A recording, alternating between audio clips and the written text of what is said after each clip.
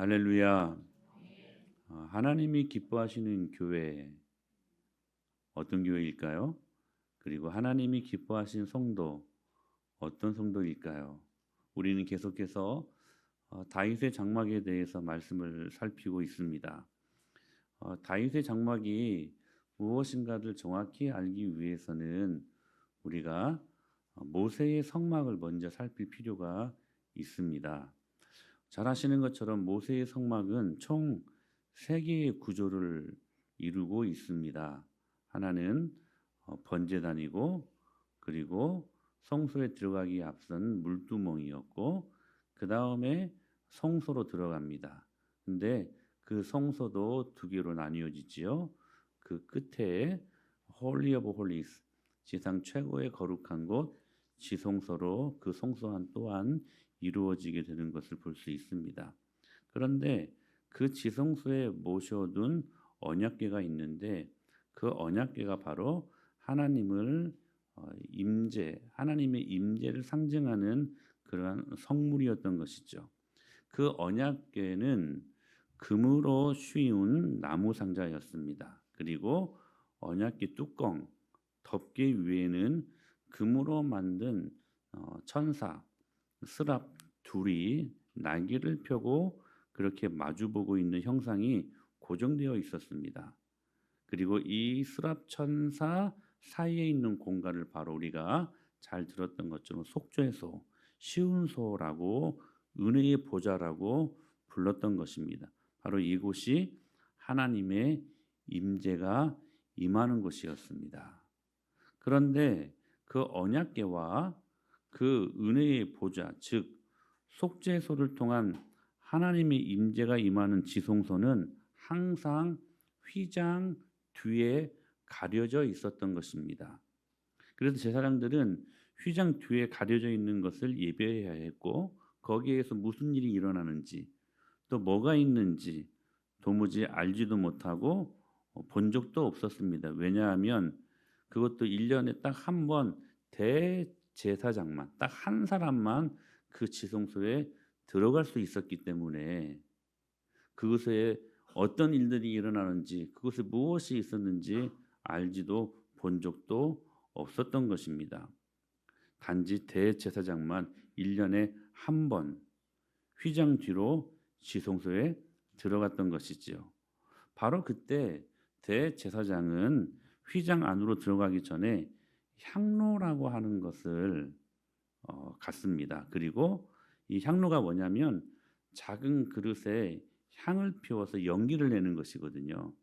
그 향로라는 것을 가지고 지성소에 들어가기 전에 미리 이 향로를 집어넣고 그리고 거기에 연기를 만들어냅니다.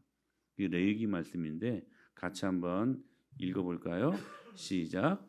향로를 가져다가 여호와 앞 제단 위에서 비운 불을 그것에 채우고 또 곱게 간 향기로운 향을 2손에 채워 가지고 휘장 안에서 들어가서. 이 대제사장이 지성소에 들어가기 전에 이 향로에 피우던 그 연기로 그 지성소를 가득 메우게 한 것입니다. 왜냐하면 그 연기로 이 대제사장의 자신의 죄를 가려야 했기 때문에는 사실이죠.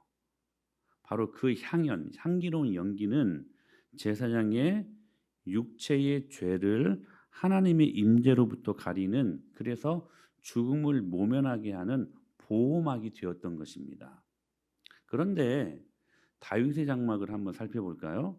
다윗의 장막에는 사무엘하 6장의 이하의 말씀을 보게 되면 이 부분들이 상세히 기록이 되어져 있는데, 다윗의 장막에는 언약궤를 모셔두고 그것을 휘장이나 어떤 장벽을 세우지 않았습니다. 그러니까 언약궤를 가리는 게 없었다는 거예요. 향로를 피우면서 연기를 자아낸 것도 아니었습니다. 그럼에도 불구하고 누구나 다윗의 장막에서 언약궤를, 속죄세를 직면했음에도 불구하고 죽지 않았습니다. 이게 웬일입니까?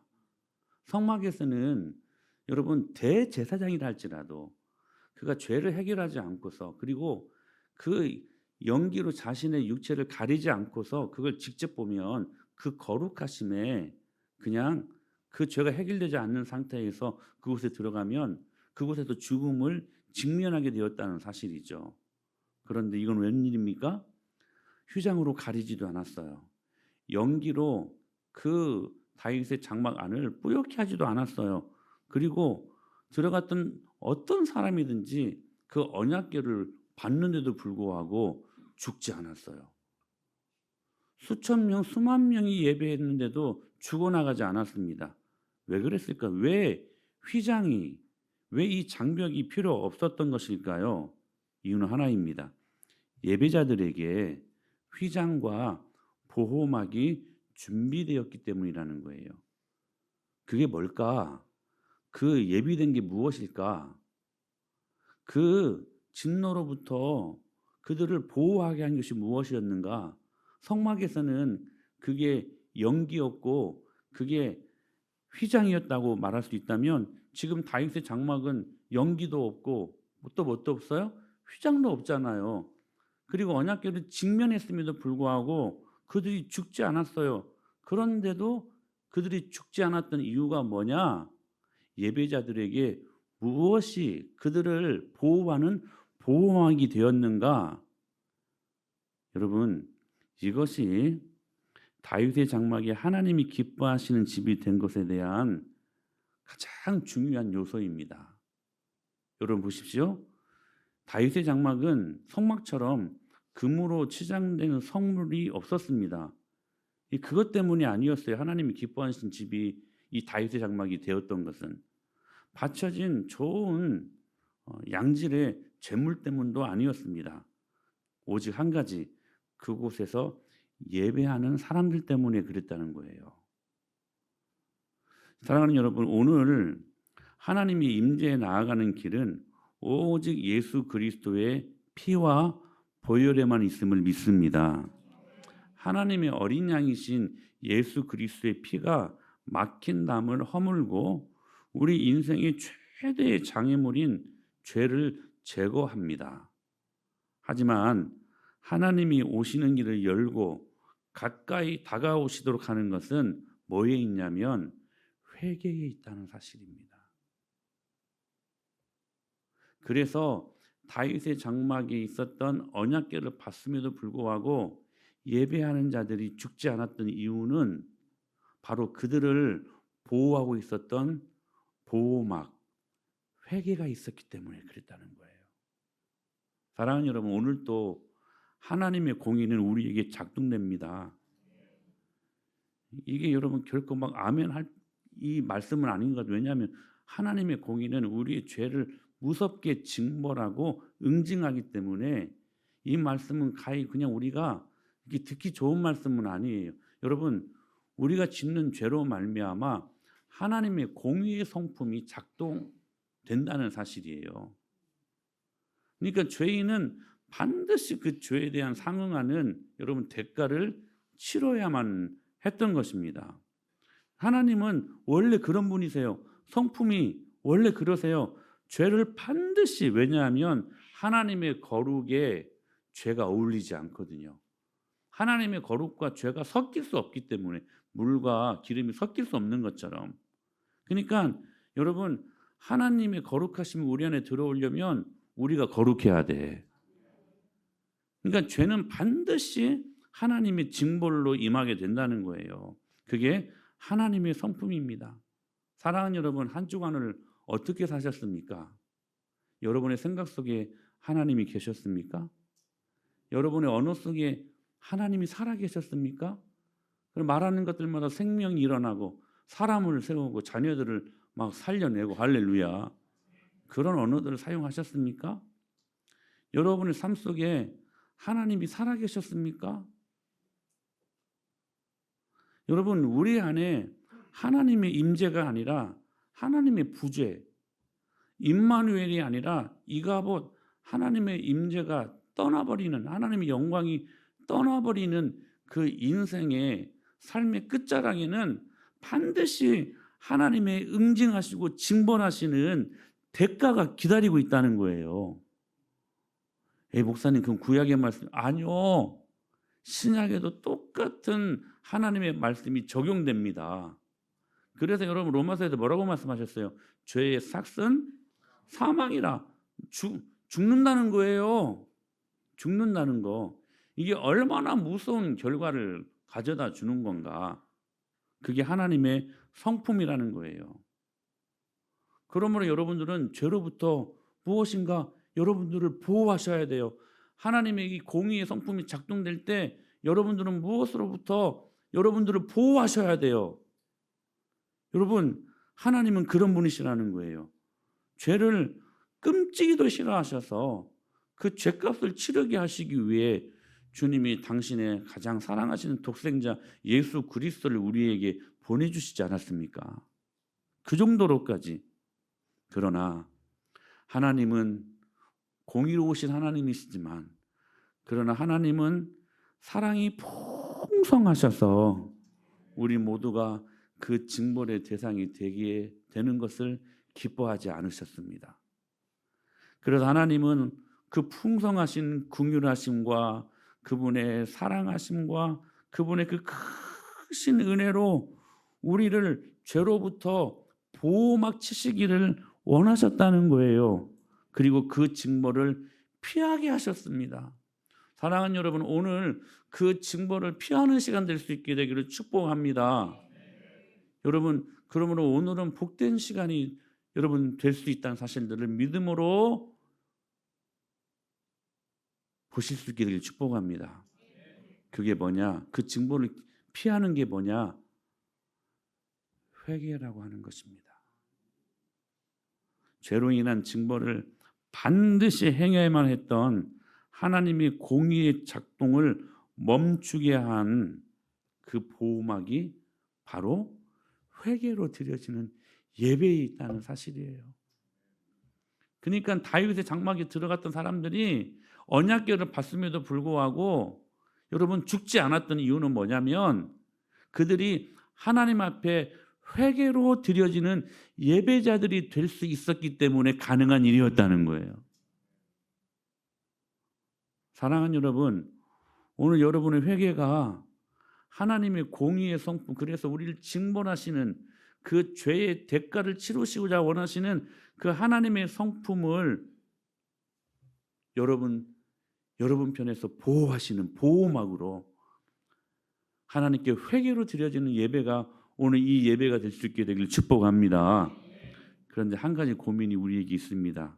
왜 우리가 드리는 이 예배 가운데 하나님의 임재를 느끼지 못할까? 나는 초등학교 1학년이니까? 아니요. 초등학교 1학년생에도 하나님의 임재가 느껴지면 그 영혼은 하나님을 뜨겁게 예배하는 예배자로 거듭납니다. 나이에 상관없습니다. 연륜이 많다고요? 그래서 하나님 임재를 더 많이 느낀다고요?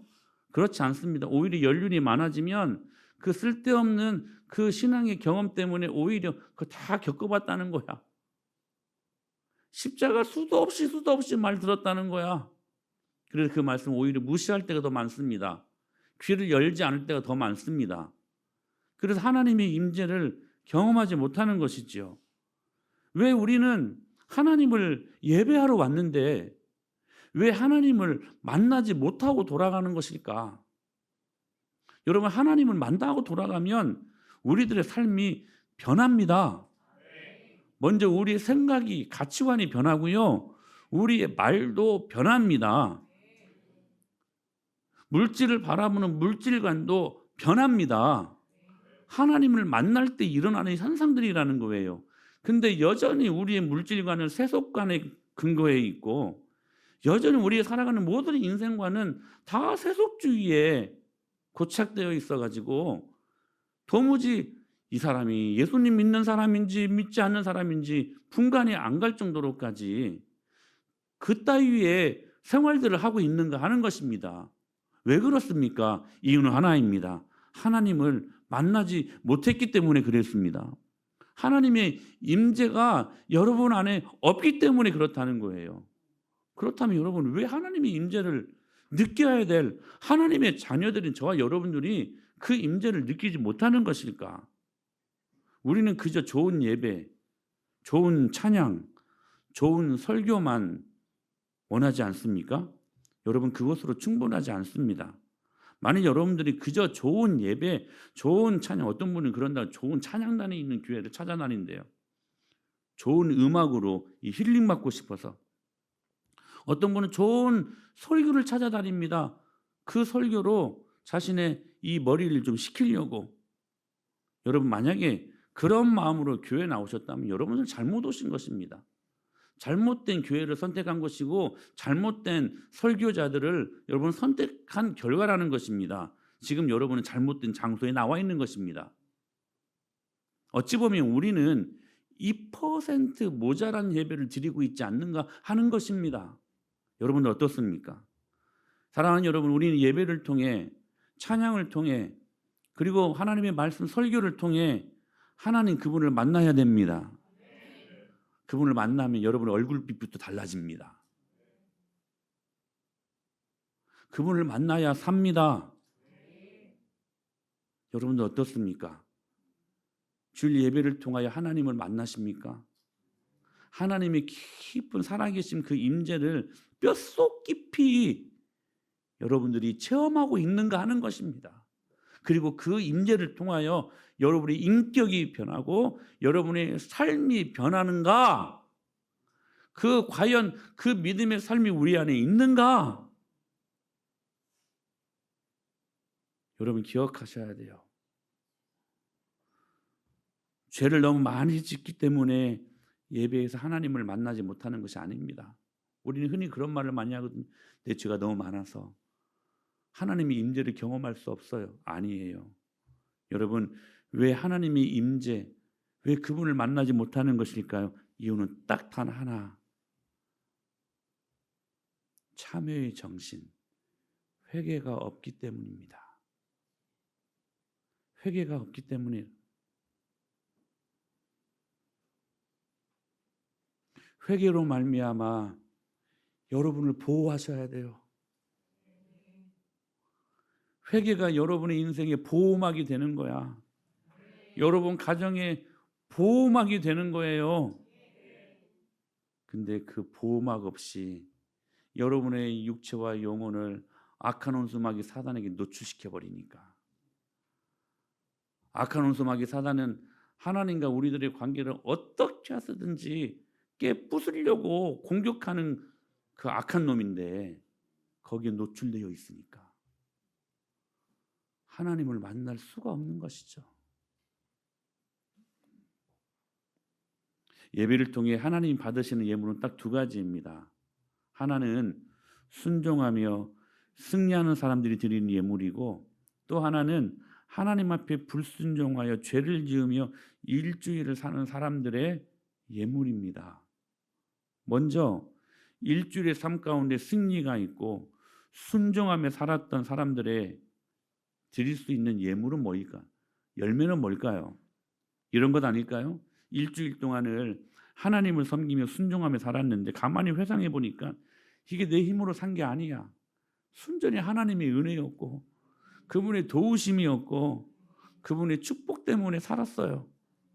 아무리 생각해도 주님의 은혜인데, 요즘 제가 그래서 사자성어로 만들었어요. 아생주은. 아무리 생각해도 주은이가 아니라 주님의 은혜. 아생주은. 여러분 그렇지 않습니까? 아무리 생각해도 주님의 은혜 아닙니까? 내가 어떤 선한 은혜 받을 만한 모습이 없는데 나의 나된 것, 내가 하나님께 순종하며 사는 것, 이 모든 것이 하나님의 은혜였음을 알기에 내 마음에 가슴에 막 벅차오름이 임하는 거야. 그러면서 하나님 앞에 마음을 드릴 때 그 제사가 바로 어떤 제사, 어떤 예물입니까? 감사제사예요. 감사제사. 그래서 찬양할 때도 막 감사하고 기도할 때도 하나님 은혜 앞에 막 감사하고 설교를 들을 때도 어떤 말씀을 들어도 막 감사야 응? 감사로 드리는 예배가 돼버리는 거야. 그러니까 이 삶 속에서 막 선순환의 막 역사가 일어나는 것이지. 예배를 통하여 감사의 제사를 드리니까 주님이 그 감사의 제물을 해당하는 축복을 또 우리에게 주일날 예배를 은혜를 주시면 그 은혜를 갖고 또 일주일을 살아가고 할렐루야. 그러니까 선순환이 일어나 선순환이. 근데 두 번째 문제는 여기에요. 불순종하며 일주일을 살았던 사람들이 하나님 앞에 드린 제물이 있을까요? 순종해야 예물이 열매가 있는데 그래 드릴 제물이 있는데 여러분 불순종하니 무슨 열매가 있겠어요? 그래 드릴 여러분 예물이 있겠습니까? 불순종했는데 근데 성경은 이 사람들에게도 하나님 앞에 드릴 예물이 있다고 말씀하셔요. 그 예물이 뭘까요? 바로 통회하는 마음입니다. 우리 주님은 너무 좋은 분이십니다. 순종하는 자들에게만 주신 제물이 아니라 주님 앞에 드릴 예물이 아니라 불순종하는 저와 여러분들과 같은 그런 사람들에게도 하나님이 뭘 주시냐면 드릴 수 있는 예물을 주시는 그게 뭐냐면 통회하는 마음이라는 거예요. 그래서 다윗이 밧세바를 취한 후에 이 문제를 제사로 해결해 보려고 합니다. 얼마나 여러분 왕이니까 여러분 얼마나 많은 짐승 제물이 있었겠습니까? 그랬는데도 아무리 해봐도 하나님이 자기를 받아주지 않는 거예요.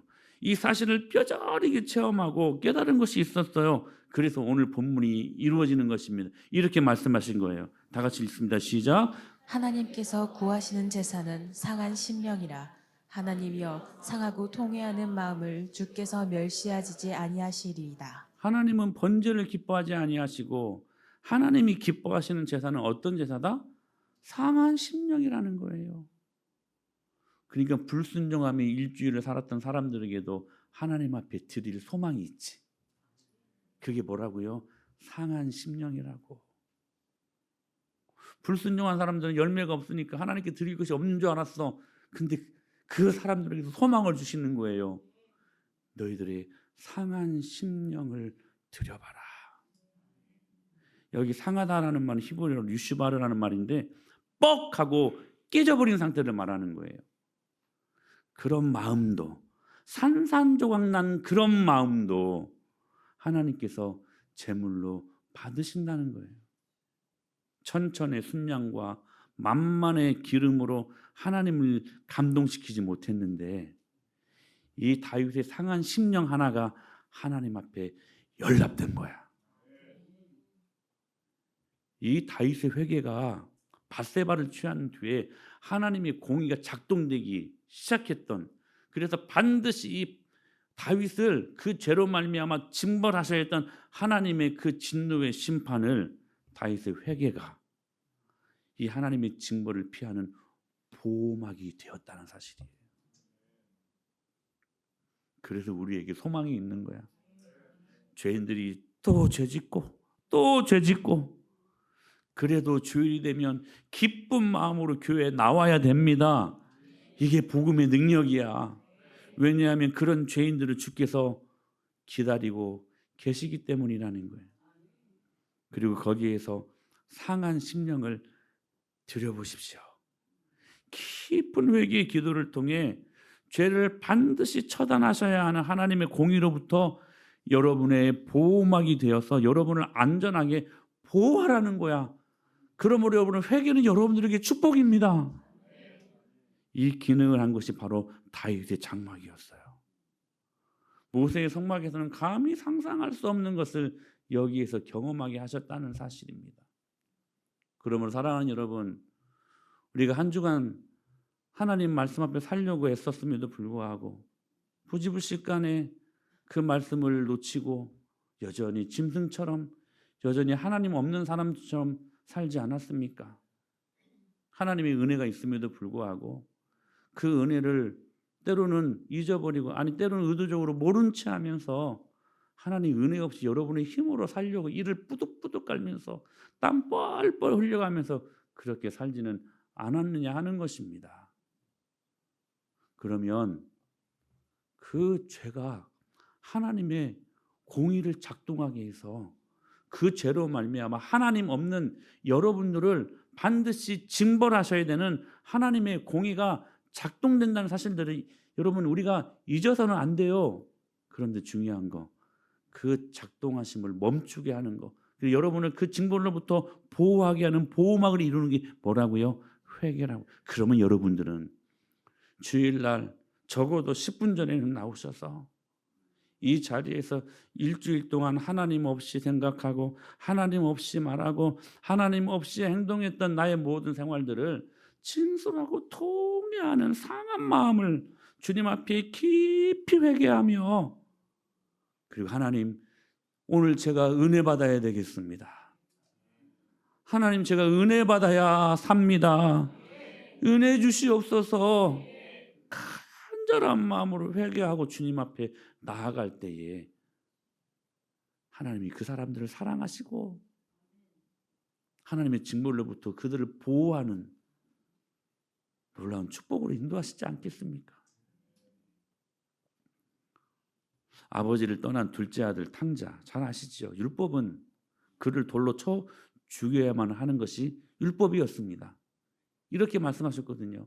시작. 사람에게 완악하고 패역한 아들이 있어 그의 아버지의 말이나 그 어머니의 말을 순종하지 아니하고 부모가 징계하여도 순종하지 아니하거든. 그의 부모가 그를 끌고 성문에 이르러 그 성읍 장로들에게 나아가서 그 성읍 장로들에게 말하기를 우리의 이 자식은 완악하고 패역하여 우리 말을 듣지 아니하고 방탕하며 술에 잠긴 자라 하면 그 성읍의 모든 사람이 그를 돌로 쳐 죽일지니 이같이 내가 너희 중에서 악을 제하라. 그리하면 온 이스라엘이 듣고 두려워하리라. 아버지를 욕하고 떠난 둘째 아들 이 탕자는 반드시 율법에 의하면 돌에 맞아 죽어야 했어요. 근데 그를 보호한 게 있었습니다. 누가복음 15장 말씀에 이렇게 말씀하셨어요. 시작. 내가 일어나 아버지께 가서 이르기를 아버지, 내가 하늘과 아버지께 죄를 지었사오니 지금부터는 아버지의 아들이라 일컬음을 감당하지 못하겠나이다. 나를 품꾼의 하나로 보소서 하리라 하고. 그를 보호한 게 무엇입니까? 회개가 이 둘째 아들을 살리는 보호막이 된 거예요. 여러분, 그러므로 오늘 회개가 여러분의 삶 속에 깊은 주님의 능력으로 나타내야 되지 않겠습니까? 간음하다가 현장에서 잡힌 여인이 있었습니다. 그 여인도 율법에 의하면 돌에 맞아 죽어야만 했습니다. 이렇게 말씀하셨거든요. 시작. 처녀인 여자가 남자와 약혼한 후에 어떤 남자가 그를 성읍 중에 만나 동침하면 너희는 그들을 둘 다 성읍 문으로 끌어내고 그들을 돌로 쳐 죽일 것이니 그 처녀는 성 안에 있으면서도 소리 지르지 아니하였으며 그 남자는 그 이웃의 아내를 욕보였음이라. 너는 이같이 하여 너희 가운데에서 악을 제할지니라. 네, 맞습니다. 돌로 맞아 죽을 상황이었어요. 그래서 수많은 군중이 돌로 쳐 죽이려고 나오지 않았습니까? 근데 예수님의 사랑이 예수님의 공의보다 더 크셨습니다. 그리고 그 크신 사랑으로 이 여인을 보호하십니다. 근데 무엇이 이 일들을 가능케 했습니까? 여인이 회개함으로 말미암아. 요한복음 8장 10절에서 그 회중들, 그 군중들을, 그 성난 돌을 든 군중들을 다 돌려보내시고 죄 없는 자가 이 여인에게 돌로 쳐라 이 말씀을 듣고 다 돌아가자 예수님이 너무나도 인자한 말씀으로 그렇게 묻습니다. 너를 정죄한 자가 없느냐? 이렇게 물으실 때 이 여인의 고백을 보십시오. 11절에 주여 없나이다. 예수님은 어느 순간 어느새 주님으로 고백하고 있었다는 거예요. 그가 회개를 통하여 예수님을 주님으로 지금 모시고 있었다는 사실입니다. 여인의 회개가 하나님의 공의로부터 자신을 보호하는 뭐가 되었어요? 보호막이 되었던 거예요. 다윗의 장막에서 언약궤를 직접 봤음에도 불구하고 그들이 죽지 않았던 것은 그들을 보호하고 있었던 회개의 향연이 이제는 예수님의 십자가 성막에서 이루어졌던 것입니다. 결국 다윗의 장막도 그림자일 뿐 다윗의 장막의 실체가 예수님의 십자가 장막으로 나타났음을 믿습니다. 그러므로 여러분 기억하십시오. 문제는 많지만 답은 하나입니다. 주님 만나면 됩니다. 주님 만나면 그 문제는 해결됩니다. 근데 그 만남이 뭐야? 하나님의 임재라는 거야. 하나님의 임재. 그러나 여러분 기억하셔야 돼요. 우리가 죄가 많아서 주님을 만나지 못하는 게 아니에요. 그 죄를 진실로 회개하지 않기 때문이라는 거예요. 회개를 통해 십자가의 장막에 임하셨던 우리 예수님의 깊은 은혜를 기억하십시다. 그래서 어찌 보면 주님은 우리들에게 복음과 같은 메시지를 제1성으로 말씀하신 거예요. 회개하라. 천국이 너에게 가까웠느니라. 여러분 회개로 하나님의 징벌을 보호받으십시다.